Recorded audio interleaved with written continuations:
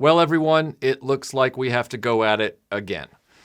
The latest information, as I'm sure you've seen from the slew of videos coming out from various larger YouTubers like Jangbricks and Pixel Dan, is that the FTC will disregard any and all YouTube screening processes. So even though the good news is that RetroBlasting has not had a single video flagged in this first round of YouTube screening, and according to all sources, they have already looked at all the videos with their algorithm across all the channels.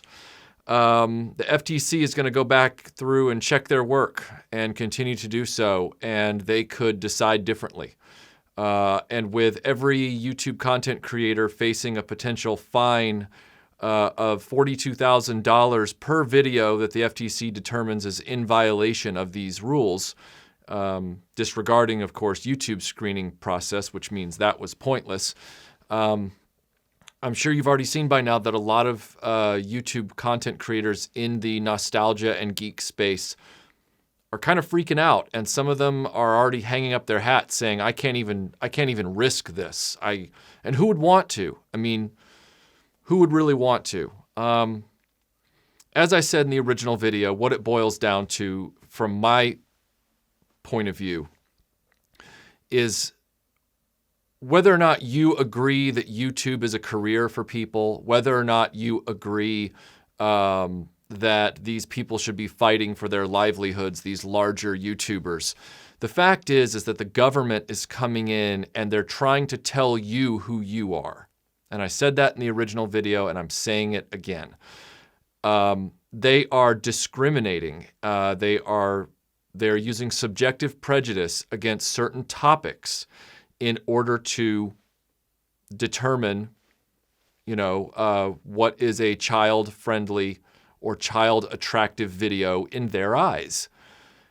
And that's wrong, because what that says is these topics, when discussed, are by default child's topics. Well, that exists as a problem outside of YouTube as well. And then where does it end? Because if they purge and fine and litigate all of the toy and video game channels off YouTube, children will still be on YouTube, and they will still be watching videos, and they will be watching videos about dinosaurs and videos about furry animals like cats. And there are many channels devoted to dinosaurs and cats and dogs and wildlife and all kinds of stuff. And adults like those things too. Adults like those topics. That's why those channels exist. Those channels don't exist solely for the benefit of children. Have there been channels designed around a purely child audience? Yes. But a lot of them aren't us. And there are many YouTubers out there in both toys or cats or whatever that aren't aimed at kids and have never aimed themselves at kids, ever. And then there are other channels that have blurred that line significantly.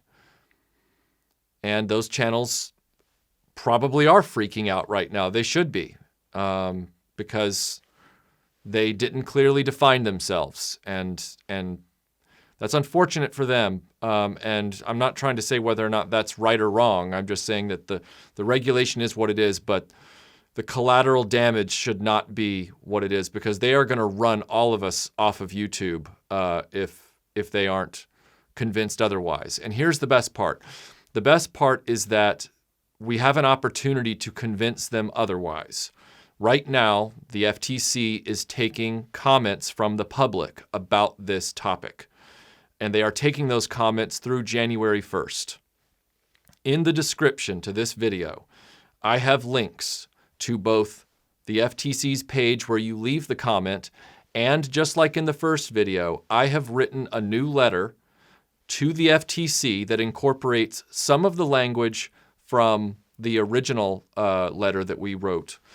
And it also incorporates new language from a link that I have in the description below from a social media lawyer. He is a content creator lawyer who has put together some talking points and thoughts about how to approach the FTC on this. And so using those talking points, I have put together a viewer-based letter that you can copy and put in the link to the FTC. Once you copy and paste the letter out of Google Docs, you can then copy and paste that into the FTC's dashboard and then just change the number of years you've been on YouTube like before. That's the only thing you really have to change.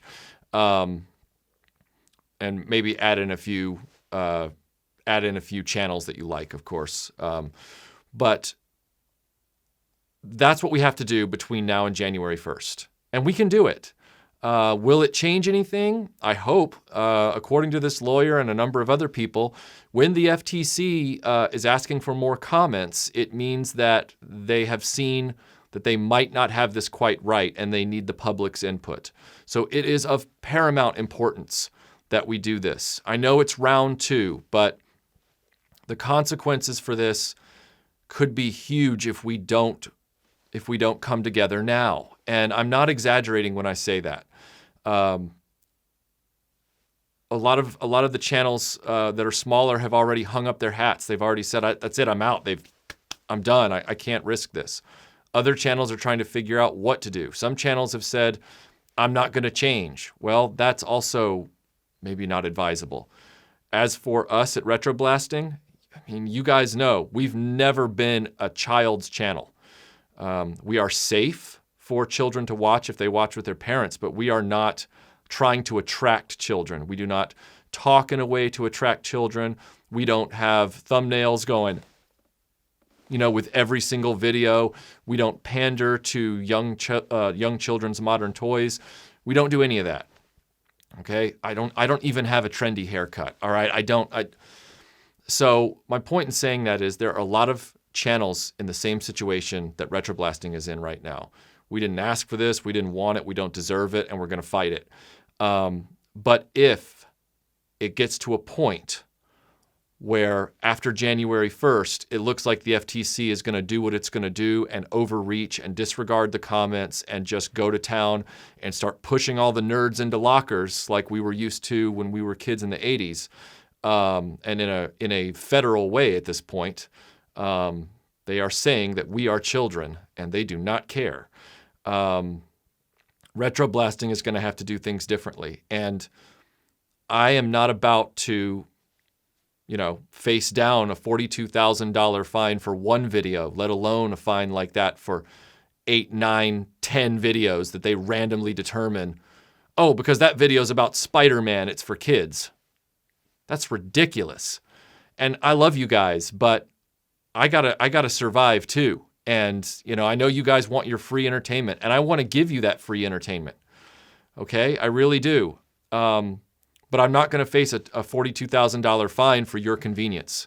I love you guys, but I can't do that. So I'm going to have to make changes if this doesn't get resolved.